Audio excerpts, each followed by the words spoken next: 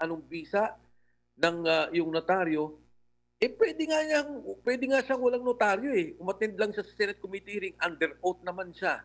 At yun namang notaryo, walang bisa. Supreme Court decisions na nangyari dyan na yung mga ganitong mga pagkakamali, hindi ibig sabihin untruthful. Ang Department of Justice, si Attorney Martinez, si Prosecutor Padulyon, ang ating yung ating prosecutor's office, nagsabi na, sabi nila walang epekto yan. Isipin mo, mapabaliktad mo yung notaryo para lang mawalang bisa yung salaysay ni Gutesa at sabihin na peke.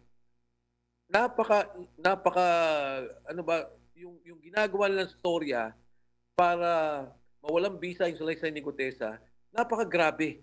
At nagugulat ako dahil nga ang sa isip ko lang, Adman, no, Pilipino tayong lahat. Itong nangyari sa bayan natin, ayaw na natin to eh. Masyado na lumumba na lumba. Hindi lang to politika. Yung sinasabing 25-30% na hingian yung ghost project na talagang zero, walang ginawa. Siguro ngayon lang to nangyari na yung kabuang gobyerno talagang minapya. Lahat ng proyekto, lahat ng departamento, may mga porsentuhan na pinag-uusapan. Kaya ang akin, parang nagugulat ako na makikita mo nga, no, pagka nag-post sila, Gutesa, sinungaling, mali, falsifikado, grabe yung mga trolls. Grabe ang ginagastos ng pera.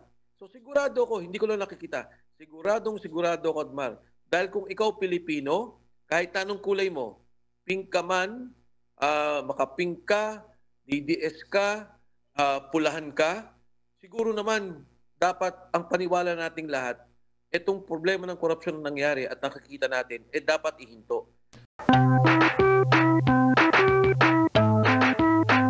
Diretsuhin ko na. Ano pong masasabi nyo po dahil doon sa mga una ninyong panayam sa media, nabanggit nyo po na nasa kamay ng mga Marine itong si Orly Gutesa. Pero may paglilinaw po sa panayam din sa Philippine Navy kung saan under itong Philippine Marine Corps at sinasabi nila na wala daw sa kanilang kustodiya po, Kong Mike. Well, actually, Admar, sa unat sa lahat, ako'y siyempre nirespeto natin kung ano man yung mga binanggit ng ating Philippine Navy at kung meron mang nanggaling na pahayag mula sa Philippine Marines. Kasi siyempre, alam mo, medyo siguro, no, hindi rin naman maganda dahil medyo mapolitika tong usapin na to. Maraming mga anggulo na lumalabas, maraming batikusan. And yeah, of course, as an institution, talaga namang dapat hindi sila ma-involve. Ako lang naman, ang binanggit ko, ito yung impormasyong aking natatanggap. Ito yung impormasyon na nare-relay sa akin. Dahil hindi naman ako direct contact kay Sergeant Gutesa. Pagamat ganon, sa akin naman palagay, hindi naman to usapin ng bring me, di ba? Yung sa party, di ba? Bring me this, bring me that. Hindi naman ganito itong contest eh. Ang akin is, may sinabi si Sergeant Gutesa, kung batay doon, nakikita nilang may kahalagahan at dapat pang imbestigahan, sa akin palagay, dapat yun ang tingnan nila. At kung meron man kailangan na paglilinaw pa sa Sergeant Gutesa o nais lang patawag, ako, ang aking paniwala, nandiyan naman doon sa kanyang affidavit, yung kanyang lisensya, nandun yung kanyang address, siguro magandang ipadala doon at doon din sa Philippine Marines. Kung sakali man, bagamat hindi maaring wala sa kustodya nila, pero naniniwala naman ako na maaari nilang matunton. Kasi kung ako talaga, Admar, hindi ganun kadali sa akin. Maraming hindi direct ako siya nakakausap, hindi ko siya wala akong nakakausap sa kanyang pamilya, kundi dumadaan din ako sa mga tulay na nagbibigay lang ng mga impormasyon o kundi kaya nagbibigay ng pahayag kung ano yung kanyang kondisyon. Ako naman kasi ang aking magmula ng Senate Committee presentation sa kanya, yun lang ang tanong ko, kung kamusta siya, kung safe ba siya, kung okay ba siya. Siyempre, yun naman ang ating unang kailangang bantayan para sa taong to dahil binanggit ko nga, Admar, sa lahat ng naging testigo dyan sa investigasyon, yang taong yan ang walang interes. Lahat ng lumabas sa investigasyon nila, may kinuwang pera, bilyon-bilyon, kasama sa kontrata, may hatian. Itong si Gutesa talagang puro, walang pinagperahan to, hindi kasama sa sindikato to, hindi kasama sa usapan to. Yung kanya, pananaw lang niya para sa bayan. na nakikita niya, ito pala yung pera na dapat sa flood control, ito pala yung pera na sinasabi sa korupsyon, na nagugulat sila dahil napakalaking halaga ang nakikita nila sa bawat panahon. Opo. Kong, sa huling impormasyon na nakuha nyo po, ligtas po itong si Gutesa kasi meron ka ring nabanggit sa panayam na merong tumawag sa iyo na media na parang tinambangan o pinagbabaril ba? Ano ba yung kwento noon na Kong at yung latest information mo about sa kalagayan ni Gutesa? Yes, actually, Edmar, tama yun. May tumawag na kaibigan sa media at nung binanggit yun, nagulat din ako. Ang una kong ang tanong is, ano yung source? Eh, nung nabanggit na medyo talagang credible yung source, ibig sabihin, hindi naman kwento-kwento lang at meron din namang, kumbaga, din na posisyon.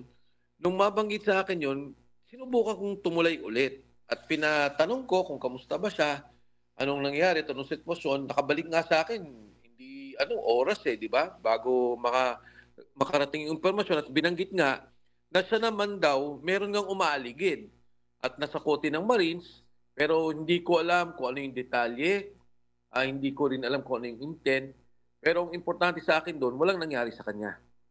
Opo, at kung ito nga po ay nakuha nyo po yung mga impormasyon na ito, ibig sabihin. Maaaring ganun, Admar, kasi nga kung ano man yung intention, kung meron kumbaga kung sinistake out siya, tinitingnan kung nasan siya, kung ano bang ginagawa niya, kahit na kung hindi nila pinapahalagan yung sinasabi nito, o sa tingin nila walang kwenta yung sinasabi nito, o sa tingin nila kasinungalingan ang sinasabi ni Sergeant Orly Gutesa, hindi sila aabot sa ganung mga hakbangin. Kaya tama yung binanggit mo, Admar, na medyo talaga namang maraming nabahala doon sa mga binangga kung paano nila inaayos yung bilyong-bilyong pera, hindi lang taang milyon, nilalagay sa maleta, dinideliver kay Saldico doon sa doon sa bahay niya talaga sa Valle Verde. Pagkatapos i-deliver doon sa bahay niya sa Shangri-La, sa Horizon, sa BGC. At matapos noon, i-deliver daw kay Speaker Martin Romualdez. So, kay Sergeant Orly Gutesa lang ang nanggaling ang ganitong impormasyon. Opo, balikan ko po yung issue po doon sa notaryo. Kung meron po ba kayong nakikita na parang hinahype, na para bang dinudungisan yung kanyang kredibilidad at mabigat ba tong issue ng notaryo doon sa bigat ng kanyang testimonya na talagang pinanumpaan, pinagtatanong siya doon sa Senado at nagawa naman niyang depensahan ang kanyang pinanumpaang salaysay, Kong? Kung nakita mo naman, Admar kung di ba kumbaga sa tao, walang walang dalawang yung nauutal o makikita mong direkta yung kanyang mga sagot kung ano yung nangyayari. Maraming kwento pa nga si Sergeant Gutesa na wala na doon sa sulaysay niya dahil hindi na naman kailangan na sigurong kasama. May mga sinasabi pa siyang operasyon sa media. Nasabi ko, Sarge, wag na sigurong kasama yan kasi hindi na naman yan kailangan dyan sa issue. Mga operasyon na ginagawa. May mga nabanggit pa nga doon sa ibang ahensya ng gobyerno, hindi lang sa DPWH. But nevertheless, Admar, yung dito sa usapin ng notaryo, nagtataka lang ako kasi sa akin, Admar, nung pinapakinggan ko, sinubaybayan ko yung Blue Ribbon Committee hearing, dalawang tao ang talagang labas ng labas ang pangalan. Si Mark Teksay at si Paul Estrada. Sila yung nagsasabi, at sinabi din to ni Sergeant Gutesa, sinabi din to ni Yusek Alcantara, hindi ko lang ma-recall kung nabanggit ni Yusek Bernardo, pero nare-recall ko sinasabi nila, ang tumatanggap ng pera ay si Mark Teksay at si Paul Estrada, dinideliver nila. So, ibig sabihin, maraming alam tong mga taong to kung sino ang nagdi-deliver ng pera. Kasi natanongin ko Sergeant Gutesa, sabi niya, ang dami sa dumadating na pera, pero hindi ko naman alam kung kanino galing. Ang nabanggit nga lang niya na medyo nasabi niya na aktual ay si Congressman Eric Yap. Pero sabi niya, linggo-linggo may dumadating na pera, araw-araw may dumarating at linggo-linggo sila nagdi-deliver almost 3 times a week. So, kung titingnan mo, ito yung dalawang taong kumakamada sa buong operasyon ni Congressman Saldico na nung panahon na yun ay chairman ng Committee on Appropriations. Sila yung nagpopondo sa lahat ng proyekto ng gobyerno. Hindi pinatawag. Walang ginawa. Tapos binanggit din ni Sergeant Gutesa, may 90 na personnel si Congressman Saldico na naka-assign. Marami doon ay ex-Marines, meron doon mga active na mga police, meron doon mga active na Air Force, or at least active mga aktibong sundalo under the Armed Forces of the Philippines. Wala din pinatawag. So nagtataka ako, bakit napupunta kay Gutesa na malito, yung notaryo, yung ganito? Di ba dapat kung nais talaga nating resolve itong problema at makita talaga natin kung ano ang punot dulo ng lahat, sundan natin yung sinasabi ni Sergeant Gutesa. Ngayon, kung sasabihin ng mga kasama niya, hindi totoo yan, o pinawalang sinabi ng sinungaling ang sinasabi ni Sergeant Gutesa, di doon tayo magdebate. Pero ang importante, dito yung sinasabing daan kung ano nangyari. Para bang, kumbaga, Admar, no, sinabi ng tao, dito ho yung magnanakaw umakyat sa bakod na to, 3 po sila. Ang nakita ko ho, itong taong to. Tapos ang tinatanong, paano kayo umakyat ng pader? Hindi naman kayo makakit. Para bang nalihis dun sa issue ng ang nangyayari, nagpunta sa detalye, na wala namang connection at walang ibig sabihin sa buong kaso ng korupsyon at flood control projects. Masyado bang nakikita mo ba masyadong makapangyarihan yung impluwensya na umabot sa punto na nalilihis itong issue na ito? May nakikita bang ganyan na nakaimpluwensya dito at parang nakatutok at actually technical lang siya doon, tapos parang ipinagmuka na dahil mali o peke yung pirma, automatic lahat ng kanya mga sinasabi ay peke? Ako, hindi ko lang nakikita, Admar. Sigurado ako. Sigurado ako. Kasi yung tao, nagpunta ng notaryo. Tayo, Admar, pagka nagpunta tayo ng notaryo, nagbenta tayong lupa, nagbenta tayong kotse, hindi naman natin alam, di ba, papanotaryo natin. Isipin mo, nagpunta siya ng notaryo, mag-isa siya. Hindi namin siya sinamahan, walang sumama sa kanya, wala siyang kasamang abogado. Yung kanyang salaysay, pinanotaryo niya. Ang mabigat doon sa notaryong to, hindi lang naman ngayon to. Dahil marami ding kung naalala mo, Admar, si Attorney Romy Macalintal lumabas. Sabi niya, sandali lang. Yan din yung notaryo na ginamit ko sa pag-file ko doon sa BSKE petition namin sa Supreme Court. At ito rin, ang notaryo, mismong pirma, na nandun sa Department of Tourism sa TIESA. Na nakapirma pa nga dyan ay si Administrator Mark Lapid. So, ang punto ko dito, bakit biglang dinideny ng notaryo? Pipikiin ba ni Gutesa yung seal? Pipikiin ba ni Gutesa yung rubber stamp? Di ba yung rubber stamp, ang daming detalye nun kung kailan ka naging abogado, kung anong visa ng yung notaryo. Pwede nga siyang walang notaryo Umattend lang siya sa Senate Committee hearing, under oath naman siya. At yun namang notaryo, walang visa. Supreme Court decisions na nangyari dyan yung mga ganitong mga pagkakamali, hindi ibig sabihin untruthful. Ang Department of Justice, si Attorney Martinez, si Prosecutor Padulyon, ang ating yung ating Prosecutor's Office, sabi na walang epekto yan.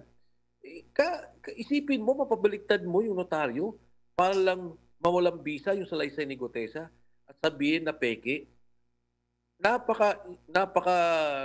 ba, yung ginagawa ng storya para mawalang bisa yung salaysay ni Gutesa, napakagrabe. At nagugulat ako dahil nga sa isip ko lang, Adman, Pilipino tayong lahat. Itong nangyari sa bayan natin, ayaw na natin to Masyado na lumumba na lumba. Hindi lang to politika.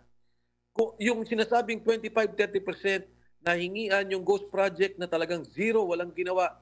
Siguro ngayon lang to nangyari na yung kabuang gobyerno talagang minapya. Lahat ng proyekto, lahat ng departamento, may mga porsentuhan na pinag-uusapan.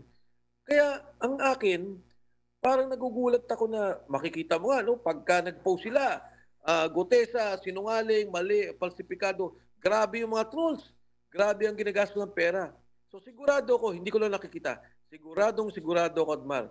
Dahil kung ikaw Pilipino, kahit anong kulay mo, pink ka man, makapink ka, DDS ka, pulahan ka, siguro naman dapat ang paniwala nating lahat, itong problema ng korupsyon na nangyari at nakikita natin, dapat ihinto at dapat may maparusahan. Opo. Hinarap po ba or inibitahan po ba itong si Gutesa doon muna sa yung sa issue doon sa korte na sinabing peke ang pirma? Ang sinabi nung korte, ngayon ko lang naman nabasa, ang sinabi daw nila, inibitahan. Hindi ko alam eksakto kung saang address binigay, kung na-receive ba ni Sergeant Gutesa. Dahil ang impormasyon ko hanggang sa ngayon, kung siya naman ay bibigyan ng summons at kung siya naman ay imbitahan ng Blue Ribbon Committee o ng independent commission, yung investigation nila na ginagawa sa ICI, i-attend naman tong taong to. At wala naman siyang dapat itago. Kung ano naman sinabi niya, ganun lang din ang dapat niyang sabihin. Sa akin nga, Admar, yung binanggit niya na sa Senado, para sa akin may sapat na eh. Para gamitin na nilang batayan, para palakihin pa yung investigasyon, at gamitin din nilang ebidensya kung anumang kasong isasampa nila.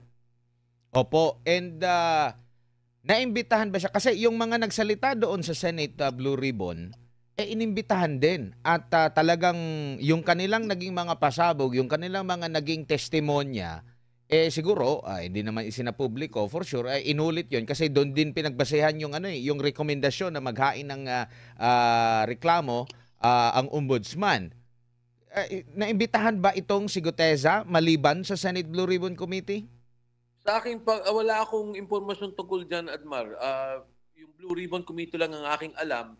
Nung ang na-recall mo after the Blue Ribbon Committee hearing, tapos sinabi ng DOJ, hindi nagpunta si Sergeant Gutesa, nung aking chinek, ang nangyari pala ata, nag-usap si Secretary Boying Rimulya at si Sergeant Gutesa na, pumunta ka para dun sa Witness Protection Program.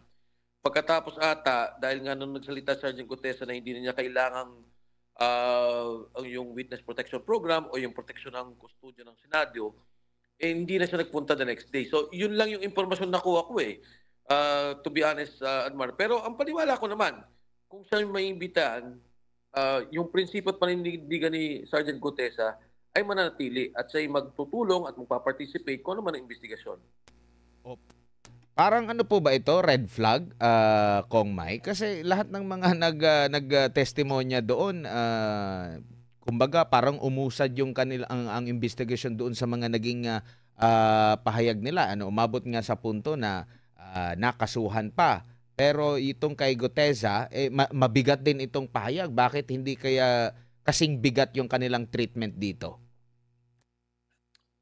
Alam mo, Admar, ang problema kasi natin sa ICI, katulad na nabanggit na ng marami, hindi transparent eh. So hindi ko alam kung anong nangyayari, kung anong mga naging presentasyon. Yung Blue Ribbon Committee naman, 2 linggo nang huminto, magmula nang lumabas sila Sergeant Gutesa at mga ibang opisyal ng DPWH. So hindi natin malaman, pero alam naman natin, Admar, na ang mga taong bayan nagmamasid at naghihintay. Sa palagay ko lang, okay na yan. Nagumalaw na sila. Siguro dapat, sa akin, Edman, pabilisin pa ng kaunti. Hindi naman kailangan kasuhan, pero magkaroon sana ng hold order. Yung kung magkakaroon ng emergency power law na ma-hold lahat ng asset, lahat ng pag-alis ng mga tao. Kasi pag tumatagal yung investigasyon o ganito, naglalabasan ng pere, no? Naglalabasan ng kung ano man yung mga nanakaw siguro. Yun ang tingin kong isa sa mga hinaing ng taong bayan. As to the transparency, kailangan yon. Kasi hindi natin malaman kung ano talaga nangyari at sino yung mga dapat kasuhan. Opo, siguro bilang panghuli na lang po, Kung ano po yung mensahe nyo sa taong bayang nakikinig? Kasi marami pang mga katanungan tapos biglang stop yung investigation ng Senate Blue Ribbon Committee. Parang ang nakikita nila saglit lang, meron ba silang parang iniiwasan or tinatanggal muna yung pressure or meron bang naratibo na parang ganun yung mga kumakalat at talagang atat yung ating mga kababayan kasi dito sa ICI hindi naman isinapubliko, hindi rin naka-livestream. Noong sinabi nila magla-livestream, medyo na late pa nga kasi meron pa daw asikasuhin. Ito namang sa Senate Blue Ribbon Committee, mabibigyan naman ng tsansa yung magkabila, na mayroong nasa majority, meron ding sa nasa minority. Kumbaga, ang tingin nila mas independent pa nga yun or mas maging patas pa nga yung investigasyon doon. Tapos biglang nawala na lang na parang bula. Tapos ngayon, sinasabi na naman na sa kalagitnaan po ng November. Ano po mensahe nyo sa ating mga kababayan sa gitna po ng mga development na ito, Kong? Well, una, Admar, yung mga nabanggit mo, talagang yan ang hinaing ng lahat ng tao. Unang-una, nais sila maging transparent ang ginagawang investigasyon ng ICI, yung Commission on Infrastructure. Pangalawa, siguro sa Senate Blue Ribbon Committee, magpatuloy talaga. Magpatuloy. At siguro yung naratibo, tama yung mga binanggit mo naman, may kanya-kanyang pananaw eh, no? Etong grupong to, iba pagtingin, o itong grupong to, iba pagtingin. Tingin ko ho, dapat umabot na tayo sa punto na magkaisa tayo. Kung ano mang kulay mo, kung ano man yung paniniwala mo, kung ano man yung iyong pananampalataya sa politika, santabi muna natin to. No? Ayusin natin ng gusto, sino ba talaga nagkamali? Sino ba talaga mga kasama? Ano ba talaga yung perang ninakaw nila? Ah, siguro Admar, hindi maiwasan ng konti yung politika dahil 'di ba, merong sinasabi pagka na umabot sa ganito, mananalo si ganito, pagka naman umabot sa ganyan, dapat hanggang dito lang o tingin ko Admar, baka dapat isang tabi na natin 'yan eh. Ayusin na talaga natin 'to dahil masyadong lumala talaga ang sitwasyon ng ating bansa. Yung pagtaas ng peso nakikita natin palala ng palala. Ang mga negosyante talagang nagsasalita na bigat sa mga nangyayari. So ito yung panahon na talagang dapat magkaisa ang bawat Pilipino. Pati sa rally, no, Admar, may pinapanawagan naman ng rally, iba-ibang grupo na naman. Sabi ko, dapat siguro, isang grupo na lang. Di ba? Isang tabi natin yung kung kanino tayo kakampi. Ang kakampi natin ngayon, ang bayan. Ang kakampi natin ngayon, yung kinabukasan ng ating mga anak. Ang kakampi natin ngayon, ay wag nang maulit to. Dahil pagka ito naulit pa o patuloy na mangyayari sa ating bansa na parang nagpikit mata lang tayo at pinabayaan natin, ang kawawa naman yung mga anak natin eh. Ang kawawa naman yung mga henerasyon na darating sa darating na panahon. 30 taon na siguro, Kadmar, more or less, sa politika, no? 30 taon na ako nandyan. Ang nangyari sa ating bansa, palala ng palala. And siguro, ito yung panahon na talagang grabe ang nakita kong pagkalala ng pagkasindikato. Dati may sindikatong isa, dalawa, maliit na grupo dito. Ngayon yung gobyerno na talaga, yung nangyayaring pagpunduhan sa lahat ng proyekto, sila na talaga yung naging sindikato. Sino ang contractor dito? Sino ang contractor doon? Kaninong pondo papasok? Saan pupunta? Magkano hatian? Ito yung bagay na dapat nating hintuin. Ito yung bagay na dapat nating resolbahin para na lang, wag na ho sa atin, wag na sa politika natin. Pero sa kinabukasan ng ating bansa at ng ating mga anak.